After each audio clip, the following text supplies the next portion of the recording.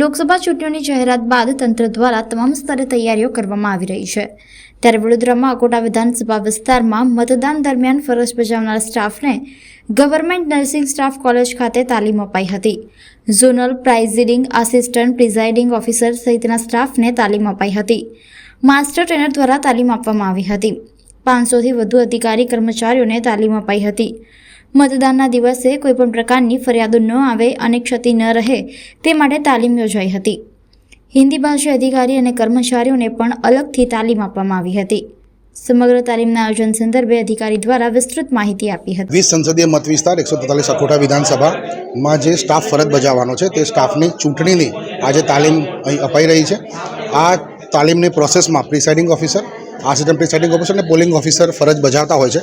તે બૂથ ખાતે તેમની જે કામગીરી કરવાની હોય છે તે કામગીરીના ફોર્મ્સ કઈ રીતે કરવાના હોય છે, ઇલેક્શન પ્રોસેસ કઈ રીતની હોય છે, તેમાં તેમને સંપૂર્ણ માહિતગાર કરવા માટે આજની તાલીમનું આયોજન કરવામાં આવેલું છે। તાલીમમાં મુખ્યત્વે તાલીમના આગળના દિવસે અને ઇલેક્શનના આગળના દિવસે અને ઇલેક્શનના દિવસે જે તબક્કાવાર ફોર્મ્સ ભરવાના હોય છે, મોક પોલ કરવાનો હોય છે, ત્યારબાદ એકચ્યુઅલ પોલ માટે જે તૈયાર થવાનું હોય છે અને સીલિંગ પ્રોસેસ કઈ રીતે કરવાની હોય છે તેની તાલીમ આપવામાં આવે છે।